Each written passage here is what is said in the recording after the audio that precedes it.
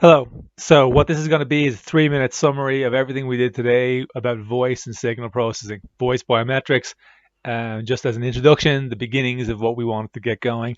And this slide was what we used earlier in the lecture, which essentially is a summary of all the terms you need to understand when discussing and dealing with voice as a biometric. So very quickly, I'm just going to get through it.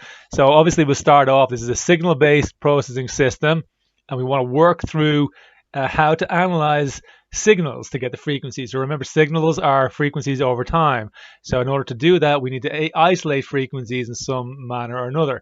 Now, essentially, we need to look at waveforms because waveforms are basically a series of frequencies.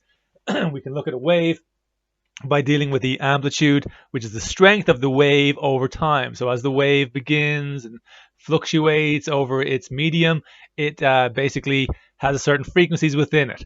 Now we obviously need some sort of a medium to do that, and we can work through the air for sound. So there's a simple wave, which is really just one single frequency like a tuning fork, or a complex wave, which is multiple frequencies within it, like a series of notes in a musical instrument or a chord or something like that. Now the voice glottal system works the same way. It produces complex waves.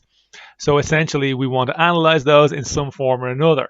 And what it really is a combination of human phonemes. That's what a voice print is. It is a specific type of waveform. It's a specific type of wave that has frequencies which are related to the human phonemes. And what's a phoneme? It's essentially an utterance of speech. So everything you say in the phonetic alphabet, like the terms, like we'd normally say letters like vowels A, B, C, D, sorry, A, E, I, O, U, are consonants, but every utterance that makes up a word, even that word, their phoneme, has a F sound, an O sound, a N sound, an O sound, E sound, a M sound, and S sound at the end. The two types of E's are even different. So basically, that's what we're trying to analyze.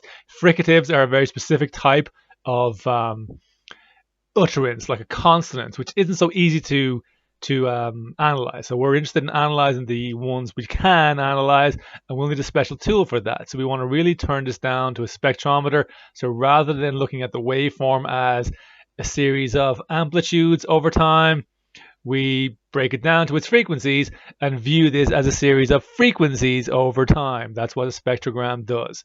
Okay, so a spectrogram enables us to basically analyze the specific strongest formants in a particular phoneme. That's what the formants are. They are the strongest phonemes, like a note on a piano in a particular utterance. So we can name them. You know, you can literally name what the notes are in the word you say, like the ah or the b sound you make.